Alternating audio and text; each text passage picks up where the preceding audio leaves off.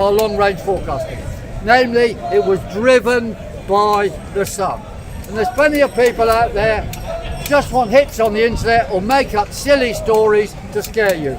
Look, geoengineering is happening, yes, but those massive thunderstorms were not caused by geoengineering. We have got to have proper science and apply objective science to everything we do, like we demand the other side do as well.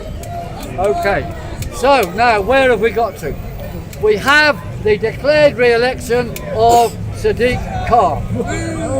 Yes, boom. And I would say it was fraud and it requires investigation. But it's made no difference. And we've got to stop zoning. We've got ULEZ, we've got the NLTs. Yes, it has. What do we know about how to deal with ULEZ? Drive at will, do not pay. Take down the cameras. And it's happening now all over London. Really? Yes. It's expanding. I was fined £61,000 and I haven't paid it and I've got my car back. That's worked, hasn't it? Now, about this fraud, let's think about it. Let's think about it. There's three things to understand. One is, during the count, the Tories saw, my God, we might be going to win. And they even announced that. Now look, no political party says something like that unless they think they've got a basis in truth, even making it a close. They don't just say things based on nothing. They all got their old groundwork they do. However, when the counting came in from the areas, from the constituencies, all of a sudden there was a lot more votes than they thought. A lot more votes. That's a fact. Second thing is postal votes. There was a lot of postal votes. As far as I understand, a massive increase in postal votes. And in my own polling station, a neighbour went in to vote and he was told, no, you postal voted already. He said, I never did. And furthermore, afterwards, he said, I've never ever postal voted in my life. So how did that happen except by fraud? Yeah, but what do you think the result would be in any case, even if they were not fraud? I mean, I doubt what you're saying, but let's say there was. How would the result differ? It would be differ? a lot closer, or the Tories would win. That's what I think. Okay, now, so we got some questions to the Greater London Returning Officer, Mary Hartley, who's paid £205,000 a year to carry out Sadiq Khan's programme. The questions for her and the returning officers in every constituency. And not just the boroughs, but the boroughs are in groups to form these constituencies and they have a lead returning officer in each of them. There's questions for them is, one, what is the percentage of postal votes this time? Two, the percentage of people who actually got postal votes and voted, how does that compare with the percentage of people who voted directly, had the right to vote, and what percentage of that?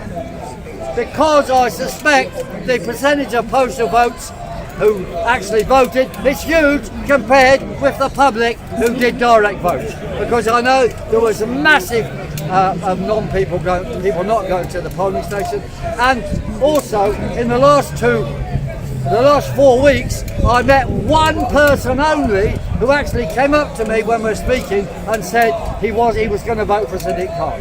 And I convinced him after a 2-minute argument he should vote for me if I was allowed to stand. Now look, that's never happened before when I've been in election time, that so few people of the winning party have actually said in public in front of us what they're going to do. A lot of people though would have gone to the polls and said, I don't like the Tories, I don't like Sadiq Khan, but I don't like the Tories, and just to fuck them up. True, but we haven't had evidence of that on the street. I don't know. So I think there is something going on. So ask those questions to the returning officers. And the other thing is that, yes, ask the returning officers what percentage of postal votes were sent in by agents of those people who had the postal votes. Because you can get your political party to send them in. and that actually means a political party can get a name and a date of birth and send in a postal vote on behalf of that person. And I am certain that is going on. Let's say that. We want a full inquiry from below into what really happened. And I will say, we do not recognise Sadiq Khan as Mayor of London. And what we got to do... Piers for mayor! Piers for mayor! What we got to do is coordinate all these struggles more and more against Sadiq Khan and his diktats from the World Economic Forum.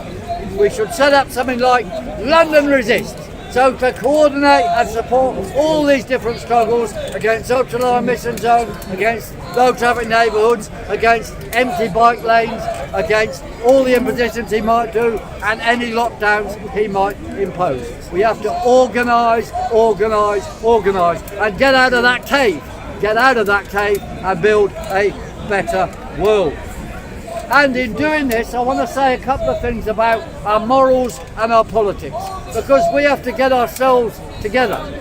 We've already got the idea of the United Front, which has got key demands, which I think are very good for uniting people politically.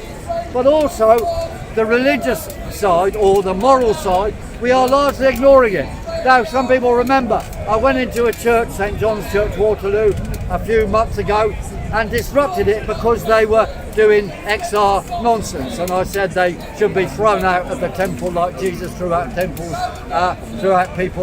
threw people out of the temple for turning it into a den of thieves. Well, Luther, if you recall, nailed 95 principles on the doors of the churches because of the way things were going wrong. They'd become immoral. We've got to think of something like that. We've got to demand the churches and religions stop going along with the World Economic Forum. We want a new Lutheranism or something. Not exactly that, but I'm putting this out as a thing to discuss. Because the churches, especially the Christian churches, are moving towards Luciferianism. You can see what they're doing. It is utterly monstrous. No, you can be for or against religion or whatever, but we have to fight for moral principles in all walks of life. We've got to fight for evidence-based science, fight for them to stop following the CO2 lie and build for scientific truth. Okay, well I think I should end there pretty shortly, but look, there's a lot going to happen in the current period.